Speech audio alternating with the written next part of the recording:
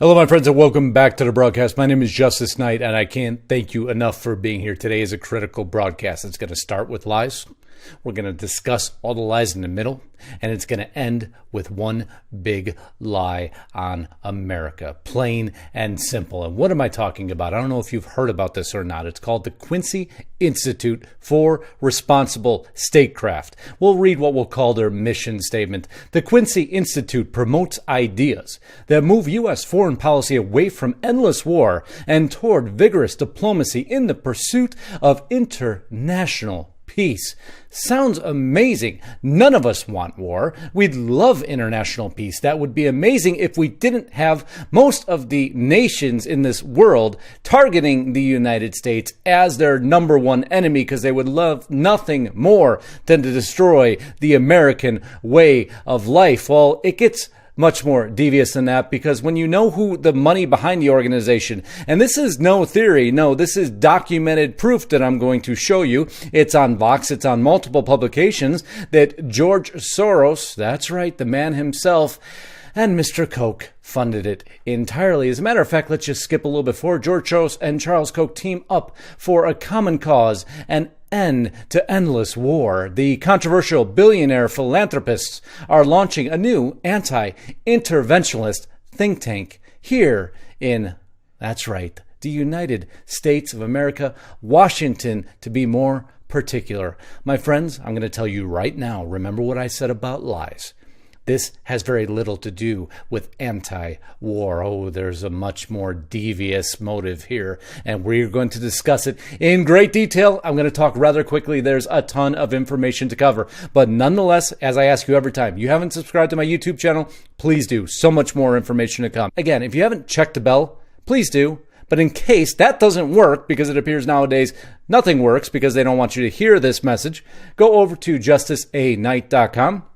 As you see on your screen, now indicated by the large yellow arrow. Make sure you put in your email. You'll get an email from me every time I publish. Just below that is my donation portal. Absolutely critical. It's the only way I get paid for these videos. That's just the long and hard facts of it. Also, my secondary, I want to make sure that everybody, goes to Parler. I promote Mayway. I promote anything but the Facebooks and Twitters of the world, even though I do use both. They're getting in shorter supply because they're suppressing everything. So if you want real news, and if I just refresh this for you, I'll show you. I don't know who's going to come up, but look at that. NTD, the Epic Times, 71 Republic, the Daily Caller, Jim Hoff from the Gateway Pundit, and you can continue to go. You'll see InfoWars, you'll see Laura Loomer, you'll see Lisa Haven, you'll see myself.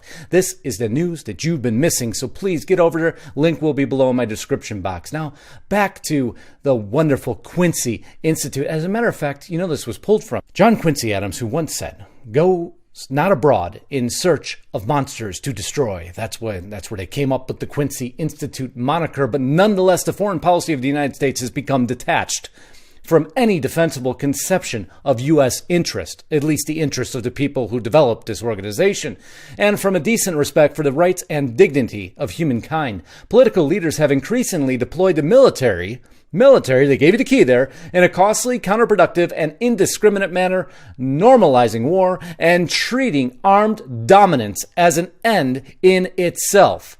You see, they gave you a little indicator as to what this is actually all about. It's all about reducing the U.S. military. Nobody likes frivolous spending. However, and I'm going to hold back because there's just so many angles we have to take on this. But first, to understand everything, we got to go through their core principles. Number one, responsible statecraft serves the public interest. The foreign policy of the United States exists to secure the safety and well-being of the American people while respecting the rights and dignity of all. This coming from an institute funded by George Soros. Respect the American people. As you see, the lies begin. Responsible statecraft engages the world. The United States should engage with the world, and the essence of engagement is peaceful cooperation among peoples. No borders, all peoples, United Nations, the new, you hear it, the new government world order. Oh, you don't think they're going to continue to try to find a new way to disrupt everything American? This is just another rendition of the same old attack, except this time it is heavily funded by Soros and Koch. And that is where this gets extremely insidious. Responsible statecraft builds a peaceful world. The United States retains a strong interest in being a responsible and constructive member of the international community. Although they both implicitly disagree with all the maneuvers that Trump has made, and especially in his war posturing, as they so say. And you're going to find out there's some really deep connections to Iran here in particular, but we're going to get there quickly. Responsible statecraft abhors war, and responsible statecraft is democratic, although we're a republic. But that doesn't seem to matter, because in this new government world order, none of that makes a difference. The American way of life makes no difference. The principles of our founding fathers make no difference. So this new think tank, and I love some of the articles. We already covered this one. As a matter of fact, I'm going to jump forward just a second to this. The Quincy Institute challenging the interventionist establishment. New anti-war think tank hopes to broaden the conversation on intervention. Broaden the conversation. Who's intervening with whom is the question. Well, you're going to find out that it's actually global foreign interest intervening in American military might. We are right in the middle, like I promised you, of all the lies. There are so many more to come. So what I always do is I go to see who the team is, who's on this Quincy Institute that's going to save America from ourselves and make sure that the world is taken care of, not worrying about Americans. So we start with Andrew. I wish we could stop, but we're not. Basevich, and we're just going to understand first that he is a member of the Council on Foreign Relations, which all of you know might as well be called the Council for the UN, controlling all media, controlling this group right here, which absolutely, in my opinion, could care less about America. You see Hong Kong crisis. Can peace talks end the forever war? Wait, now, the rhetoric is the same as the Quincy Institute. It appears that the globalist script is spreading. They don't care about America. As a matter of fact, he's quoted as saying, again, going back to Basevich, that this is transpartisanship. Transpartisanship, not Republican, not Democrats. No, this is a new partisan. Oh, it truly is in every way, shape, and form. It's the global partisan. He goes on to state the other co-founders of the organization span the political spectrum. Eli Clifton. Wait, you know what? Let's make this even easier. Let's just do it for ourselves, because I don't like taking the words of other people. So Eli Clifton, what does he stand for? Just going to his Twitter feed very quickly. In a different era, this would be acing the electability test. And who's he saying? Sanders comes out atop the Democratic pack among independent voters. He aced the electability test. The socialist communist Bernie Sanders aced the electability test. That's right. So now you know where Eli Clifton stands. We're going to move forward to Susan DiMaggio, chairman and board of advisors. We really don't have to go too far, because Susan DiMaggio to join Carnegie Endowment for International Peace as senior fellow, but we can take even a step further, because she was part of the new America.org, because the old America just isn't good enough. She directed the U.S.-Iran Initiative. U.S.-Iran Initiative, specializing in the Middle East and Asia. Well, would she be the only one who focused on that? Or would Trita Parsi, who's the executive vice president, and you're going to see all kinds of red flags on Trita. John Bolton has wanted war with Iran for 20 years. Now, this could be his best chance. But we'll go a little bit further. Koch brothers team up with Soros to fund the Iran lobby. For anyone who wondered what Trita Parsi, founder of the Iran Lobby Front group NIAC, the National Iranian America Council, would do after he stepped down from leadership there last year, wonder no more. Because where did he end up? That's right. The Quincy Institute. Soros, Koch brothers advance Iran lobby in New Washington think tank. Wow. This statecraft suddenly is taking on that devious turn. It appears that it was all actually a lot of lies. And Stephen Wertheim? I'm not going to subscribe to the New York Times because it's fake news media. But nonetheless, look at the title. When the leader of the free world is an ugly American. Kind of tells you what his position is. So far, we have nobody representing America on this new Quincy Institute think tank. Henry Kissinger coming out And there's Iran again. Boy, what a linchpin in all of our global policy right now. Warns destroying ISIS could lead to Iranian radical empire. Don't destroy ISIS from Henry Kissinger.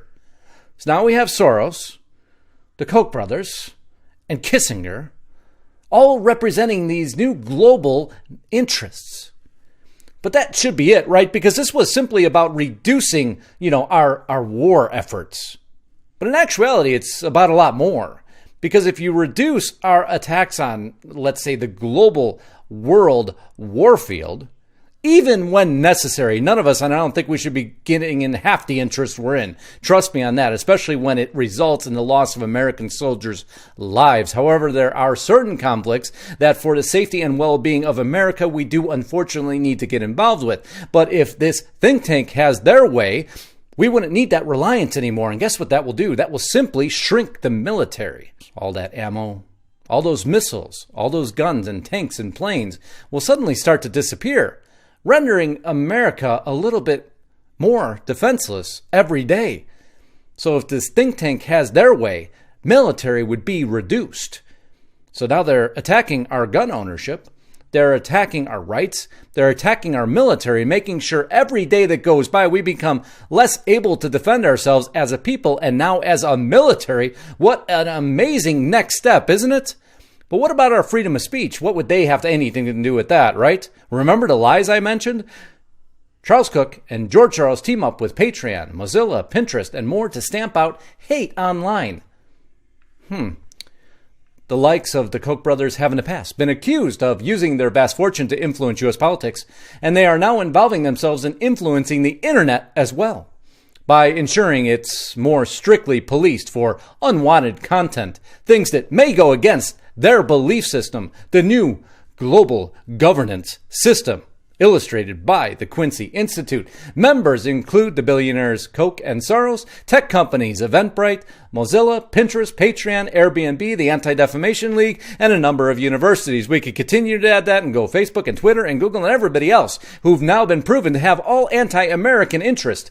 These actors will team up in July during the After Charlottesville Project Conference in San Francisco that will see discussions on solutions for curbing political terrorism. The fight against the elusive offense that is hate speech online, meanwhile, has produced a steady stream of deplatforming. So wait now, are these guys going after war? Are they reducing the military? Are they trying to help the global world? Are they trying to fight for peace? Are they trying to fight for rights? Because the only thing that I'm reading so far they're fighting for is everything that's against the Constitution, but they're focusing, and I quote, on extremism and hate speech, to deplatform those that may stand for Donald Trump in his 2020 election or whatever candidate you believe in. So my friends, when I said you have many organizations and Media Matters behind that entire group, by the way, that was just mentioned, let's put the name to what it is, another George Soros organization, all you have left is lies. And who do they think they are? Do they think we're so stupid not to see it? As a matter of fact, they believe Americans in general are sleeping so much that now they're not even hiding the fact that they're funding these new think tanks that are made to simply reduce our military might, reduce the American power, infringe on our liberties, all but destroy the America as we know it, to create a new America, one that they envision, not what we or our founding fathers envisioned. And they're going to stop at nothing to get it. So my friends, this is one of the scariest events that I've seen in a long time. They're kicking off next month with a grand opening shortly thereafter. So this is just the beginning, the precursors of what this think tank may attempt to do, besides lie, cheat, and steal from us all. Steal our liberties and everything that this great Republic of America stands for. My name is Justice Knight. If you haven't subscribed to my YouTube channel, I certainly hope you will. Godspeed and God bless. And until next time, please, I want to see your comments. I want to see your thumbs up and help me to share this. Signing out.